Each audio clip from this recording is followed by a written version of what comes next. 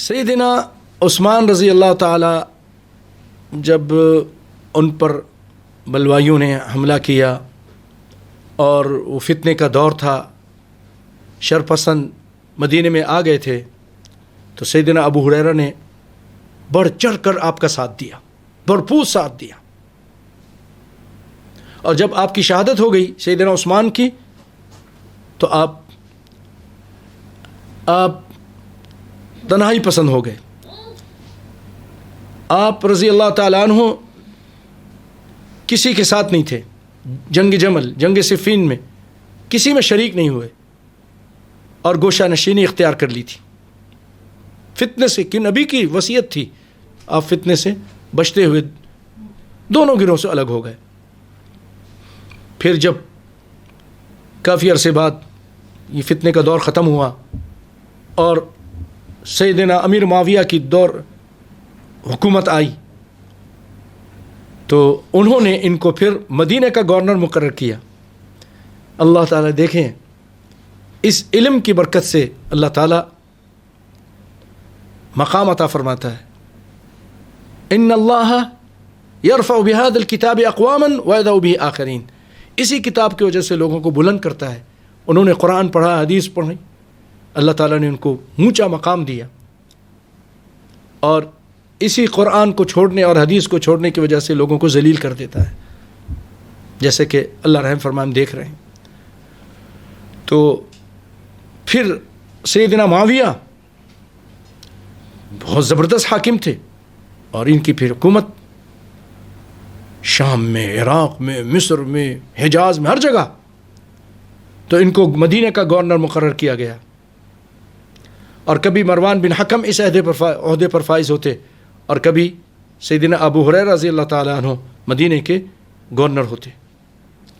ایک روز مروان بن حکم نے سیدنا ابو ہریرہ رضی اللہ تعالیٰ عنہ سے کہا کہ آپ کے خلاف لوگ یہ باتیں کرتے ہیں کہ ابو ہریرہ بہت کثرت سے، اس زمانے سے بعض لوگ بہت کثرت سے احادیث رسول بیان کرتے ہیں، کہیں اپنے پاس سے تو باتیں نہیں کرتے، نبی کی طرف یہ چیزیں منسوب تو نہیں کرتے، کیونکہ ان کا جو پیریڈ ہے رفاقت کا نبی صلی اللہ علیہ وسلم کے ساتھ رہنے کا بہت کم ہے. تو اس کی وجہ سے ان کے پاس حدیثیں کم ہونی چاہیے تھیں. آپ نے مروان بن حکم کی بات سن کر ارشاد فرمایا، جواب دے رہے ہیں کہ جب میں مدینہ آیا اس وقت رسول اللہ صلی اللہ علیہ وسلم خیبر تشریف لے جا چکے تھے. اس وقت میری عمر 23 سال تھی. یاد رکھیے گا، دیکھیے یہ منکرین حدیث کے منہ پر تماچا ہے.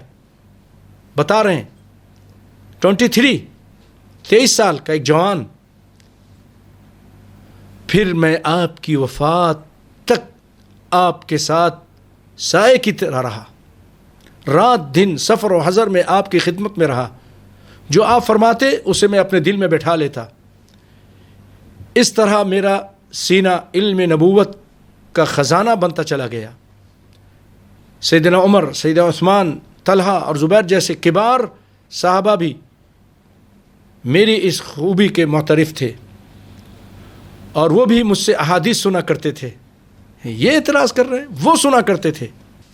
سیدنا ابو ہریرہ رضی اللہ تعالیٰ عنہ ہمیشہ اللہ سے دعا کیا کرتے تھے کہ اللہ مجھے وہ علم عطا فرما جو نہ کبھی بھولے، میرا حافظہ قوی کر دے. اس کی وجہ سے اللہ تعالیٰ نے اور نبی صلی اللہ علیہ وسلم نے جو آپ کے لیے وہ چادر بچھانے کا کہا تھا اس کی برکت تھی. سیدنا ابو ہریرہ جو روایت کی ہیں اس کی تعداد کتنی ہے؟ 5374 حدیثیں آپ کو یاد تھیں اور آپ سے منقول ہوئیں، اور جن میں سے 325 روایتیں متفقن علیہ ہیں، اور 79 احادیث میں 79 احادیث بخاری اور 93 احادیث مسلم شریف میں منفرد ہیں. اور آپ سے روایت کرنے والے کبار صحابہ ہیں، بڑے بڑے صحابہ. زید بن ثابت کوئی معمولی صحابی نہیں ہے جنہوں نے قرآن جمع کیا تھا. سیدنا ابو ایوب انصاری سیدنا عبداللہ بن عباس حبر الامہ مفسر قرآن، سیدنا عبداللہ بن عمر کے بیٹے رضی اللہ تعالیٰ عنہ، باپ بھی حدیث سنتے تھے، ان کا بیٹا بھی سنتا تھا۔ ابی بن کعب بہت بڑے عالم، سیدنا انس بن مالک، ابو موسیٰ اشعری، سیدنا عبداللہ بن زبیر، سیدنا جابر بن عبداللہ، ام المؤمنین عائشہ صدیقہ رضی اللہ عنہا، ان کے نام قابل ذکر ہیں جو آپ سے حدیث سنا کرتے تھے۔ اس کے علاوہ کبار تابعین وہ سب آپ سے حدیثیں سنتے تھے اور اس کو بیان کرتے تھے۔